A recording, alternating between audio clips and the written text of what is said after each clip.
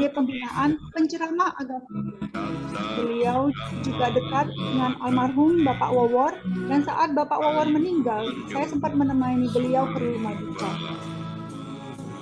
Dulu, kata beliau, saat pindah ke Jakarta sendirian, saat kerja di Kalbe Farma, beliau tinggal di kos-kosan di daerah Jalan Kartini. Saya tahu karena pada saat kami antar kue melewati jalan tersebut, beliau katakan bahwa kos-kosan di sini dulu amat sangat kecil dan di atas selokan. Beliau katakan bahwa untungnya di Kalbe itu ada makan siang, jadi makan siang itu aman. Yang repot hanya kalau hari Minggu. Tapi untungnya banyak teman-teman dari Malang, dari Surabaya yang sering ajak beliau makan.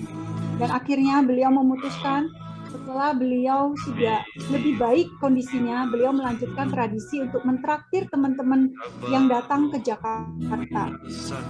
Awal karir di Kalbe Farma sampai bisa mencapai posisi yang tinggi, istilahnya itu adalah GM Marketing, maka beliau cerita kalau awalnya harus merintis dari awal, bawa mobil sendiri dan kemudian menyetir sendirian, kadang sampai ke Serang alias sampai keluar kota. Beliau pernah jualan kosmetik Pose, dan karena produk baru, beliau sampai masuk ke lokalisasi yang sekarang disebut Islamic Center. Jadi para bapak-bapak yang di Jakarta pasti tahu nih. Dan serunya waktu saya ledekin beliau katakan bahwa aku masih memegang ajaran moral loh, jadi masih bisa menjaga diri dengan baik.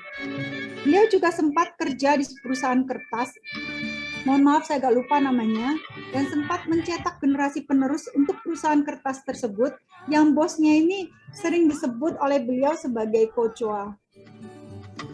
Next, berikutnya, beliau berbisnis di bidang percetakan, tapi saat mulai maju, partnernya malah ambil alih dan beliau ditendang. Dan beliau katakan pada saya supaya berhati-hati pada orang, tetapi kita jangan sampai seperti mereka. Kita tetap berbuat baik, tanpa kita harus direndahkan oleh orang lain. Beliau katakan, saya tidak ada dendam, semua hal yang ada sebagai pembelajaran belaka. Beliau juga pernah kerja di Mall Arta Gading di sebuah salon dan bridal kecantikan, tapi hanya bertahan 3 bulan, karena menurut beliau tidak mau kalau makan gaji buta. Terakhir beliau kerja di tempat Modern Group, tempatnya Pak Siwi Honoris.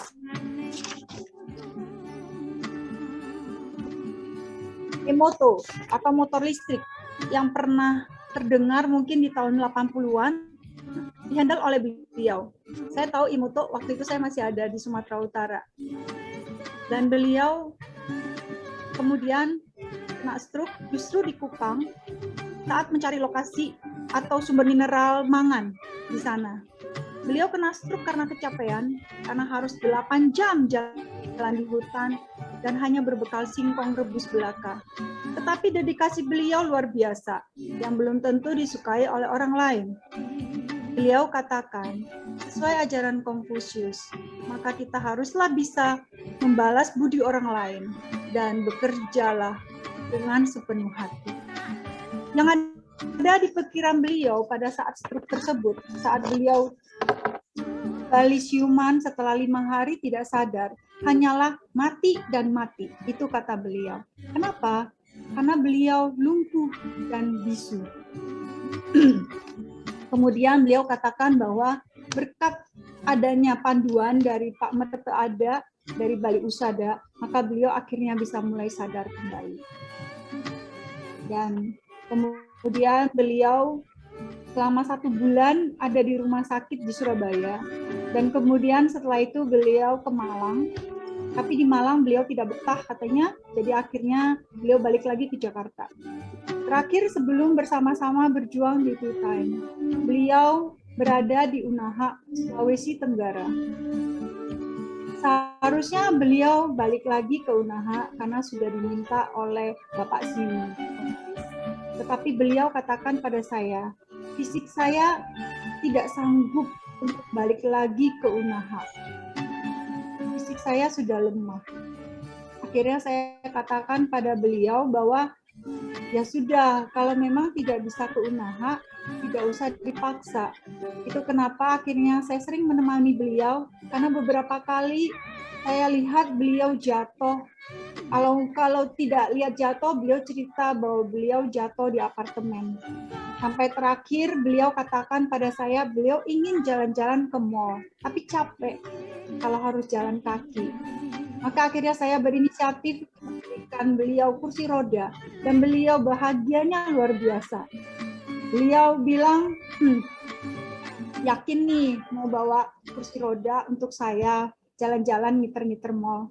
Saya katakan, saya pernah kok bawa mertua saya jalan-jalan ke Manado dan fine-fine aja. Dan bahkan kita pernah ke Singapura juga nggak masalah. Jadi tidak usah khawatir lah. Dan terakhir, beliau sangat bahagia sekali waktu terakhir kami ke KL, ke Kuala Lumpur berempat.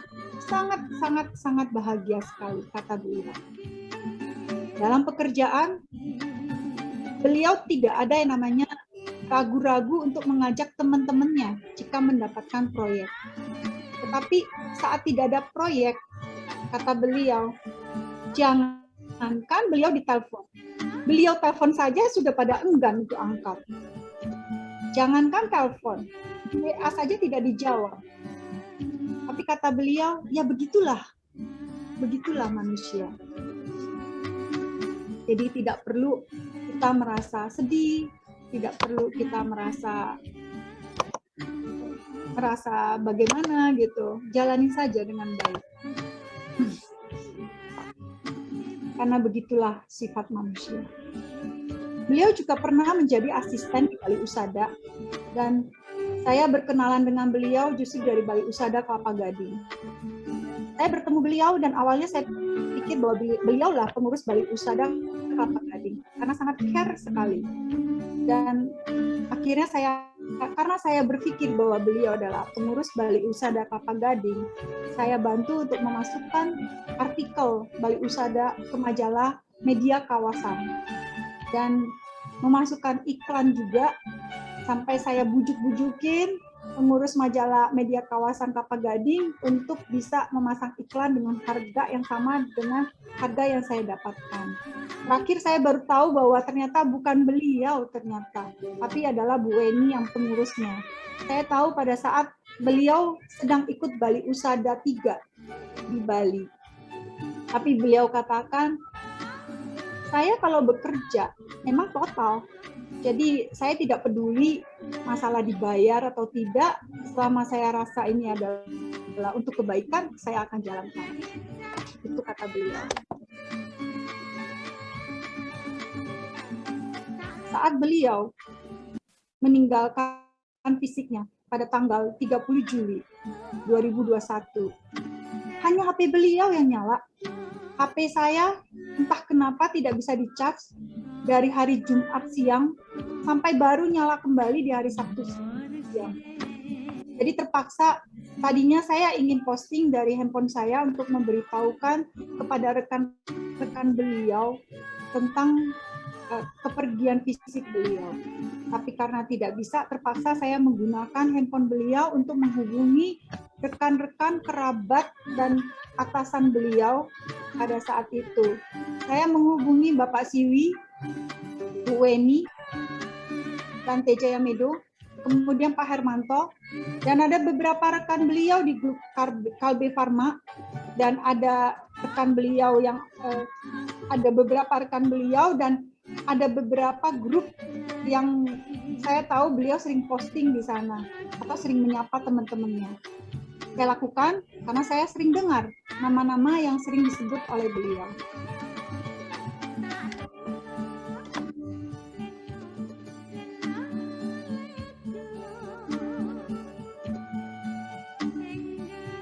Tapi kalau sekarang orang-orang yang disebut malah blokir nomor beliau, ya nggak apa-apa juga sih, kata beliau.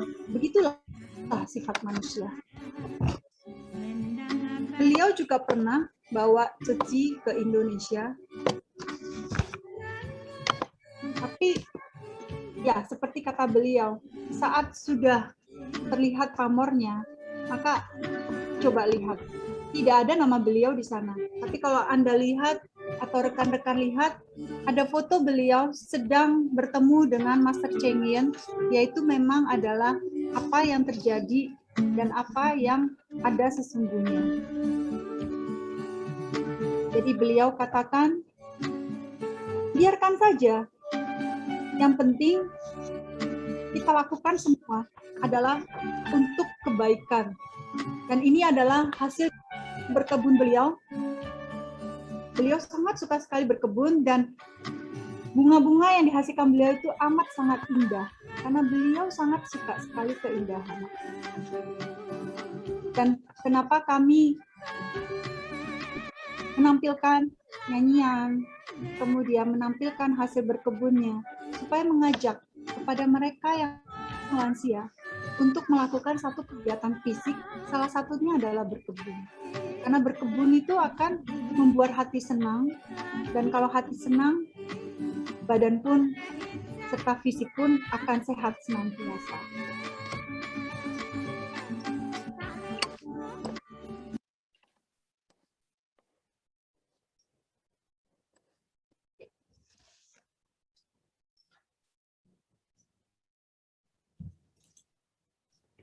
Oke.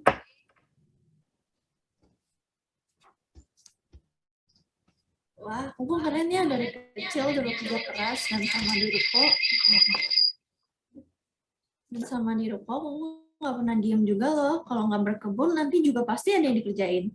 Dan biasanya juga kadang bikin bantuin mama untuk dan kadang suka bantu mama untuk buatin kotak money cake gitu. Iya, Kungkung juga keren juga ya.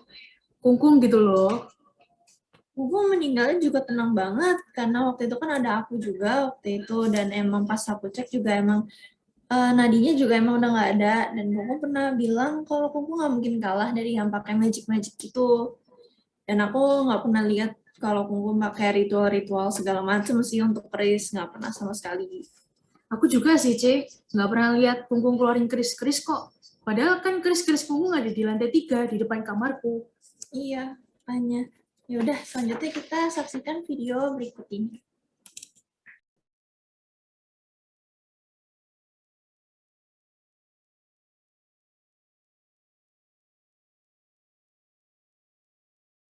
Kita saksikan daripada stres-stres ya, ini kayak wajahnya udah pada wajah stres ini. Kita saksikan sedikit ya, biar pemecah, biar ada ice breaking katanya, istilahnya begitu, biar nggak pusing ya. Coba kita lihat bagaimana cara bicara ala Siska Cole. Itu ada yang tutup-tutup wajah, itu maksudnya apa itu?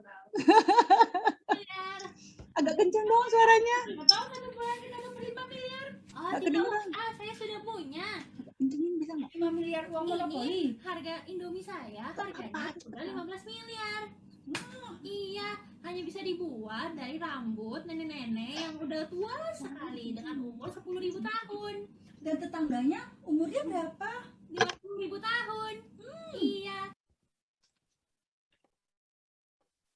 Kedengeran nggak suaranya? Ya, Coba kedengeran. agak jelas nggak? Kita coba sekali lagi yuk, lihat bicara Siska Cole-nya yuk. Kalau kedengeran kurang kenceng ini, Jess, di full-in dong, bisa? Itu tadi belum full loh. Kamu berarti belum full, Jess. Kamu mau uang berapa? Suaranya belum full, Jess. 10 miliar. Nah, itu di full aja 100%. Siapa tahu Ya. 1 bulan kita dapat 5 miliar. Oh, tidak usah, saya sudah punya. 5 miliar uang monopoli. Harga Indomie saya harganya sudah 15 miliar. Iya, hanya bisa dibuat dari rambut nenek yang udah tua sekali dengan umur 10.000 tahun. Dan tetangganya umurnya berapa? 50.000 tahun. Iya. Oke, Siska Cole itu adalah salah satu gaya bicara melebih-lebihkan yang lagi keren banget di para generasi muda sekarang, di para ABG ya. Kalau ada yang mau denger, coba ada yang mau denger lagi nggak? Kalau mau denger lagi nanti kita di akhir acara kali ya. Itu ada yang teriak-teriak tidak. Gimana Dar sama Mas Hendro? Nanti di akhir acara mau denger lagi nggak? Tolong, Live. tidak. Terima kasih. Langsung tidak katanya. Oke. Ya, selanjutnya mungkin kita coba ya. Yang berikutnya.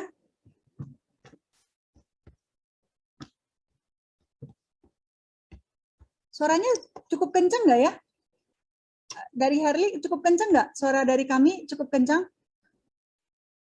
Cukup ya? Cukup ya Pak Sigit ya? Siap ya?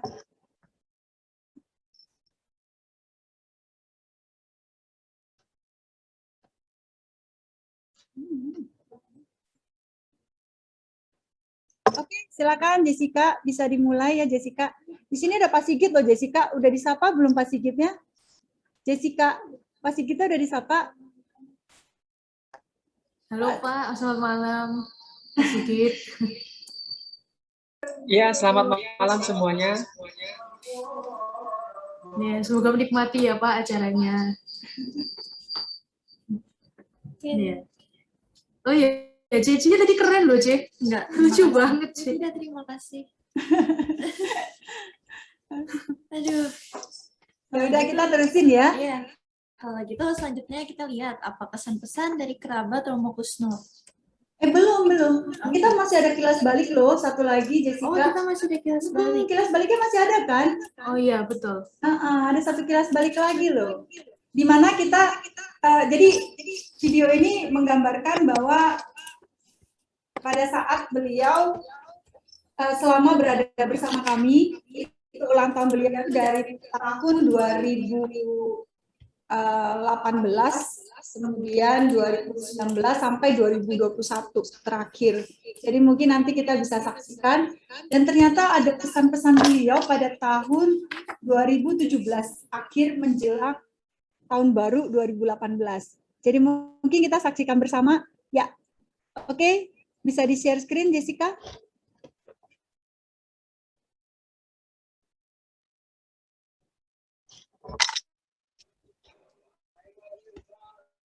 Ini udah di add spotlight belum, Jess?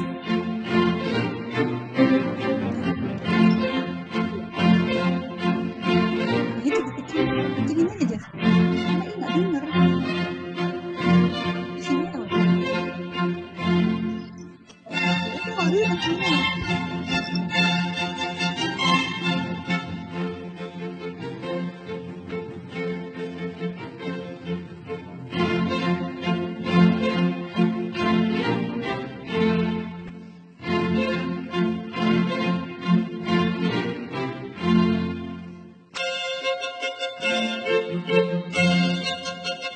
Beliau ada di Ancol.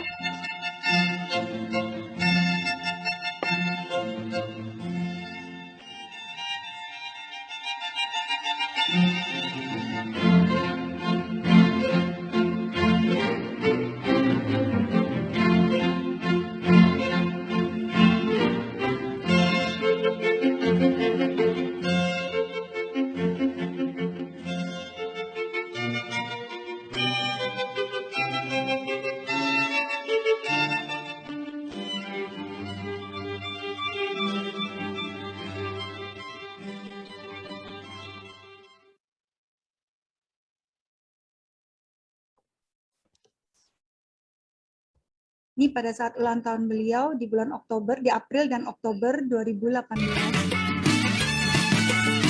Dan ternyata ada dari Koko Cici Jakarta.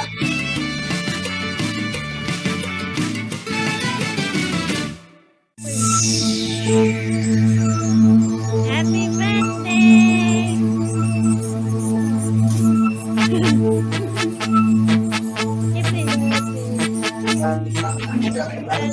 Hari ini hari yang kau tunggu, bertambah 1 tahun usiamu, bahagialah kamu. I looked up, oh, it's another year gone by. Oh, it must be time to celebrate again. And it's true when I tell you it's your day today. It's true when I tell you it's your day today. It's a beautiful birthday, your beautiful birthday, your beautiful. It's a beautiful birthday, your beautiful birthday, your beautiful.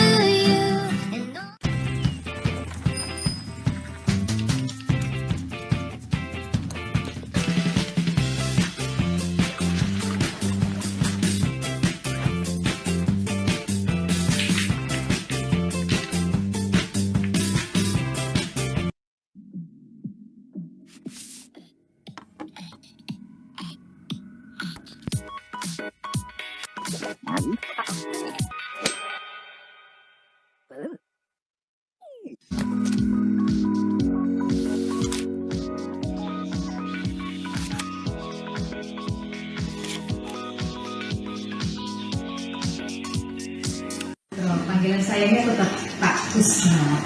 Pak Kusno apa kabar? Baik, terima kasih. Kalau boleh tahu Ini gimana adalah sih saat kok Bapak sampai bisa ketemu dengan wawancara Sing oleh Sing? Radio Sonora Begini, di One saya House. itu menderita stroke itu 10 tahun yang lalu.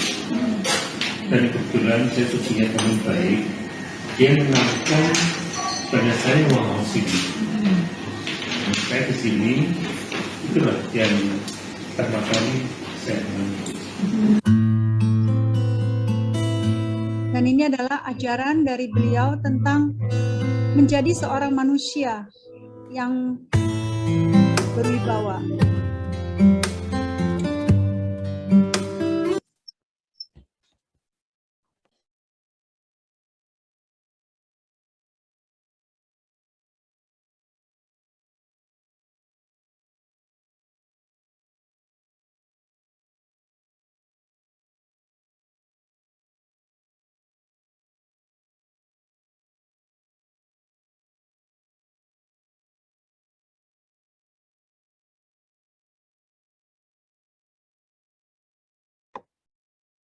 Mohon maaf ya, ini memang kemarin agak dadakan karena kita lembur sampai jam 1, saya terutama lembur sampai jam 2 pagi, jadi agak tersendat. Jessica itu ada, sama Angela itu ada ajaran Confucius yang belum diputer. Ada ajaran Confucius. Jadi itu adalah ajaran beliau, nanti tolong dicari ya, dicari filenya, nanti kita bisa share. Oke, sambil nunggu nanti kita share. Itu ada kok. Jadi li itu artinya apa? Tadi katanya sudah tahu loh. Pak Sigit, kayaknya anak-anak sekarang perlu ya Pak ya, dikasih apa supaya daya ingatnya lebih tinggi gitu. Karena kalau enggak Pak, kita bisa pusing ini Pak. Kalau dikasih tahu suka lupa. Suka lupa yang diiniin. Mungkin perlu ada satu metode kali ya Pak Sigit ya.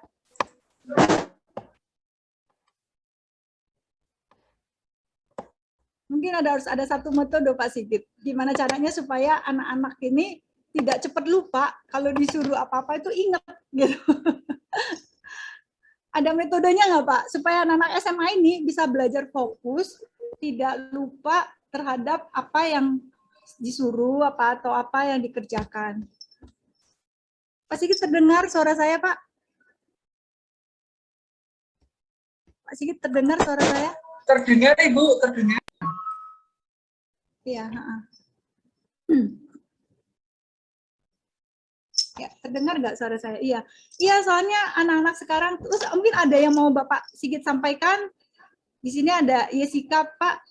Saya berterima kasih sekali loh Pak sama Pak Sigit. Oh, ya, maaf. Ya udah Pak, Pak Sigit ternyata lagi di tempat musola yang lagi ada hajatan, jadi nggak gitu jelas kedengarannya. Oke. Ya.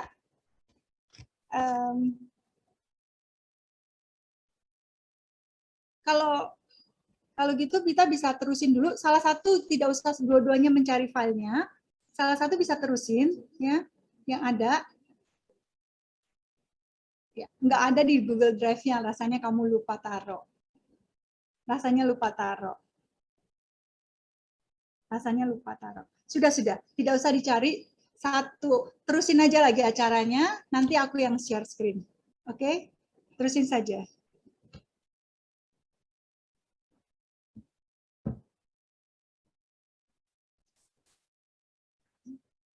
Iya, pesan. Tapi dinyalain lagu dulu. Oke, sambil nunggu ya, kita cari-cari. Mungkin kita putarkan lagu dulu ya. Oke, kita puterin lagu dulu.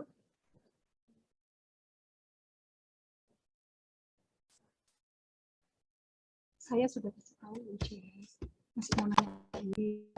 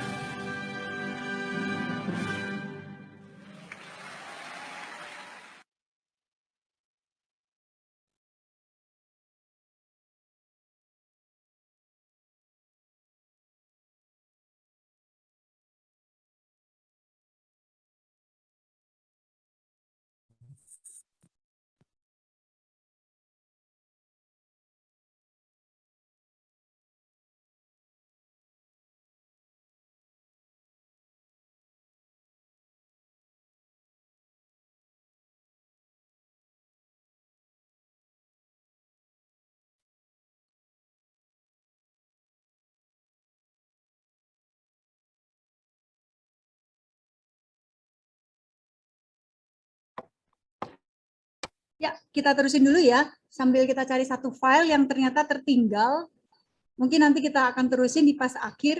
Itu adalah 5 hal yang harus, kalau mungkin terlihat di dalam layar kita, itu ada 5 hal yang harus atau yang perlu kita lakukan sebagai seorang manusia utama, di mana salah satu harus bisa membalas budi, harus punya hati yang luhur, kemudian harus punya kebajikan, dan lain sebagainya. Tapi sambil dicari, daripada kita terusin saja ya. Terusin saja. Oke, mungkin sambil nunggu, kalau sampai belum bisa nanti setelah lagu ini kita masuk saja dengan kesan-pesan dari kerabat sehingga bisa diterusin saja. Nanti kami akan buka sesi pada saat dekat akhir acara bagi yang ingin memberikan tanggapan, ingin bertanya, atau ingin ada testimoni tentang beliau, silakan, dipersilakan sekali, ya. Oke, ya silakan Jessica.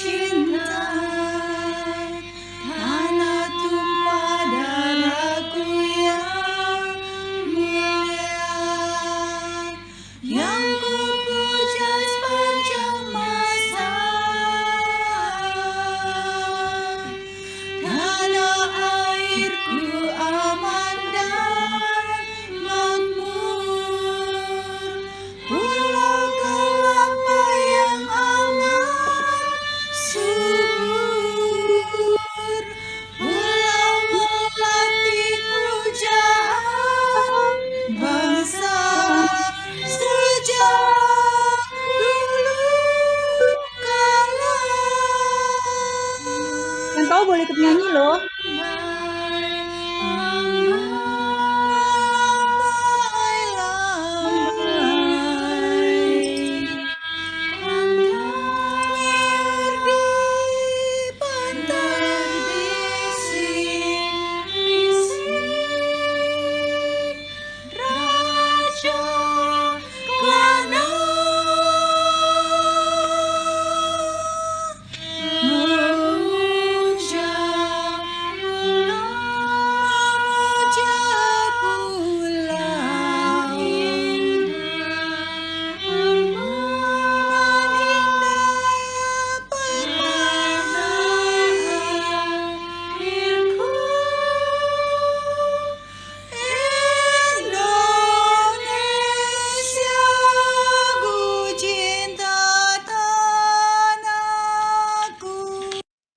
Langsung share dari handphonenya nggak bisa.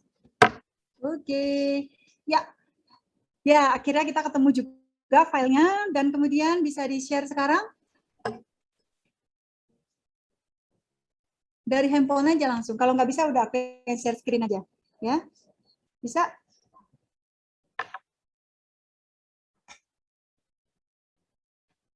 Kalau masih lama sudah saya share screen saja ya. Udah. Oke, silakan. Ini belum di-add spotlight ya? Sudah?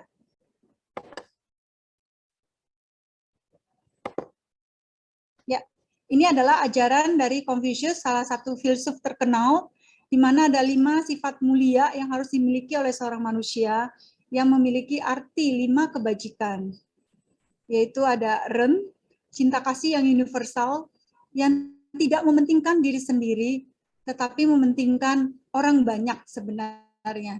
Kemudian yi, itu adalah kebenaran atau pribadi yang luhur. Kemudian yang ketiga adalah li, itu adalah kesusilaan, sopan santun, dan budi pekerti. Yang keempat adalah ci, itu adalah kebijaksanaan, pengertian, kearifan.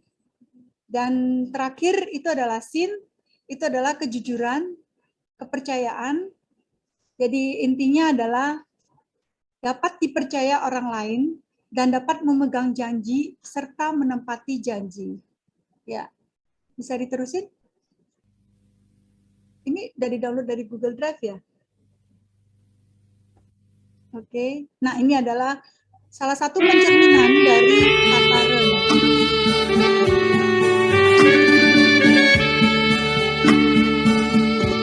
Jadi beliau sering katakan bahwa walaupun kita tidak berlebih, tetapi berikanlah yang terbaik untuk orang lain. Dan jangan pernah menadahkan tangan, tapi lebih baik memberi.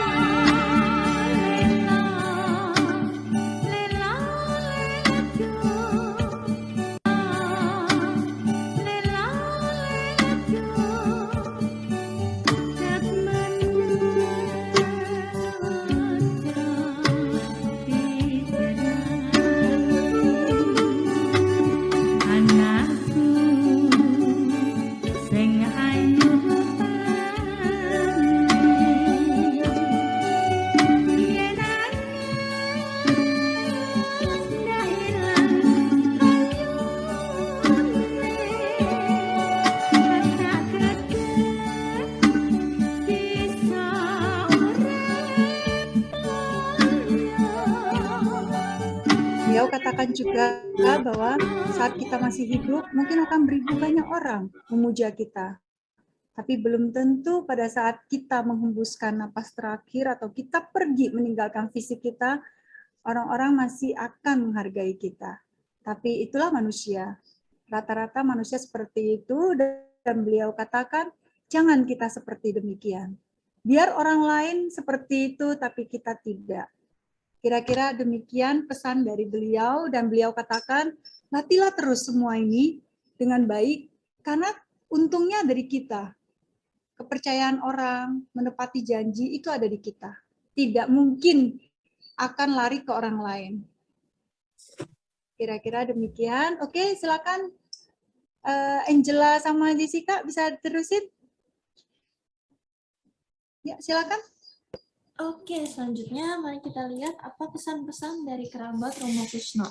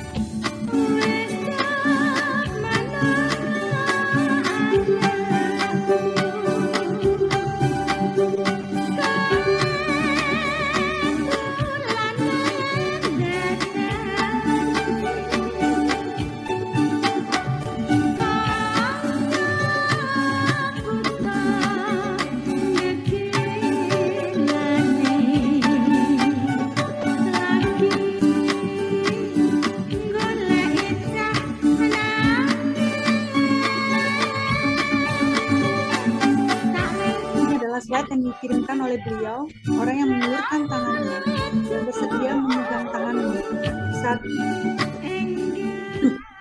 dirimu sedang membutuhkan, maka itulah yang disebut oleh keluarga.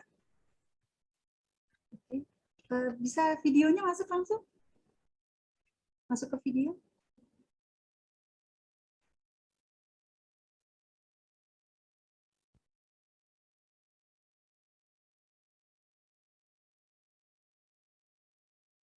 Setelahnya apa?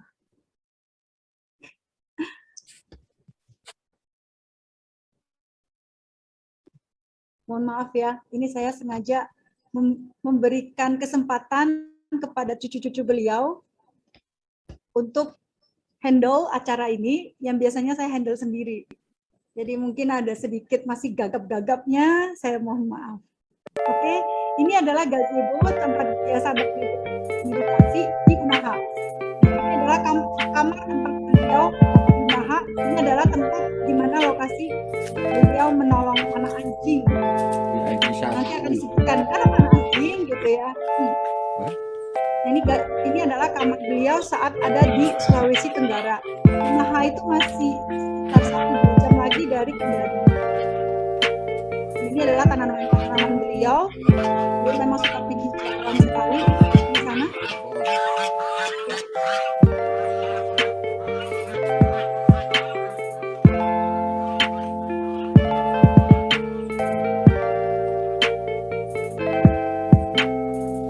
Ini adalah bilik-bilik mana dibangun dan temporary bisa dibongkar lagi.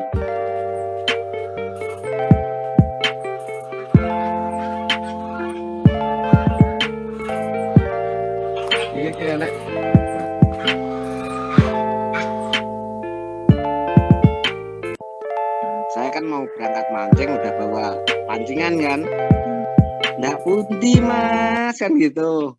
Saya mau mancing pak kan gitu. Mancing, ini adalah Pak Anto. Kasihan nyiksa binatang. Nyiksa gimana Pak? Sekarang binatang nggak apa-apa kamu kasih umpan, tahu-tahu mulutnya kamu cantol pakai kail. Ya kalau itu seumpama itu jenengan pripun nah. Ya kalau seumpama iya kalau jelas anaknya jenengan kena kayak gitu gimana perasaannya? Ya apa nggak kasihan? Itu kan nyiksa. Jangan ganggu binatang lah, biarkan mereka bahagia, damai dengan caranya. Ya hiburan tapi ya jangan, kalau bisa jangan menyiksa binatang.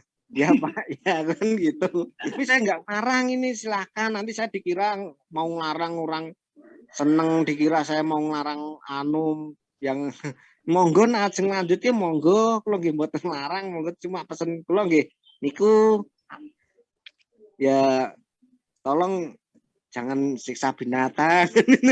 Saya mikir terus saya pikir-pikir ya benar juga ya. Seandainya anak saya kepancing, saya juga nggak terima. Akhirnya selesai hari itu, saya pancing itu nggak sehari itu nggak dapat itu 2 jaman nggak dapat. Terus saya kasih ke temen. Waktu itu beli pancing baru saya beli. Saya kasih ke temen, saya berhenti mancing. Kenapa nggak apa-apa? Ya sampai sekarang, alhamdulillah udah nggak berani saya. Kalau mau ya masih ingat ya kata-kata beliau, nyiksa binatang, biarin dia bahagia dengan caranya, biarkan dia damai itu loh. Pikir-pikir orang Jawa ngarani tepos liro ya. Kalau nggak mau disakiti ya jangan nyakiti kayak gitu. Tapi ya saya sekarang nggak berani. Jadi ini udah prediksi gitu. Nanti juga bareng kamu nanti udah ngomong gitu. Jadi emang ini ya, emang kemampuan memang beda. Lebih cenayang dari gue lah, lebih dukun.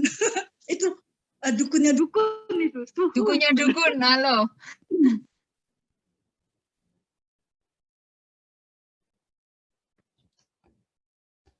Oke. Ya, sudah nih Jess. Udah nih Jessica Angela. Bengong mereka. Mohon maaf ya, ini belajar nih. Jadi lagi proses belajar untuk bisa jadi MC, untuk bisa handle acara, supaya next berikutnya di nanti 1 tahun ke depan mereka sudah bisa berfungsi dengan baik sebagai handle penanggung jawab acara dari Babe inilah. Jadi tidak tergantung dari saya saja, tapi mereka bisa handle. Dan apalagi nanti kita akan banyak proyek, banyak pekerjaan nanti akan disampaikan oleh Pak Hendro. Banyak sekali yang harus kita kerjakan, banyak sekali yang harus kita lakukan, dan ya inilah nanti kita akan lihat, dan kita butuh sekali generasi muda untuk bisa handle kembali semua kegiatan, semua acara sesuai dengan adat-adat ketimuran. Saya tidak bilang bahwa adat dari Chinese itu lebih baik, tapi saya lihat ada kesamaan dari adat Chinese maupun adat Jawa, dan beberapa adat yang ada di Indonesia ini saya rasa tidak beda jauh ya. Kelihatannya seperti itu. Oke, bisa diterusin?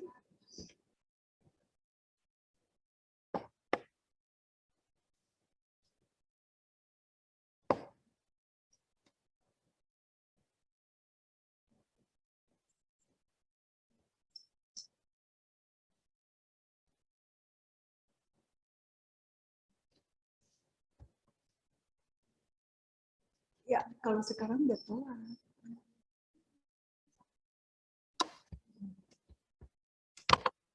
Sekarang sudah telat, Jessica.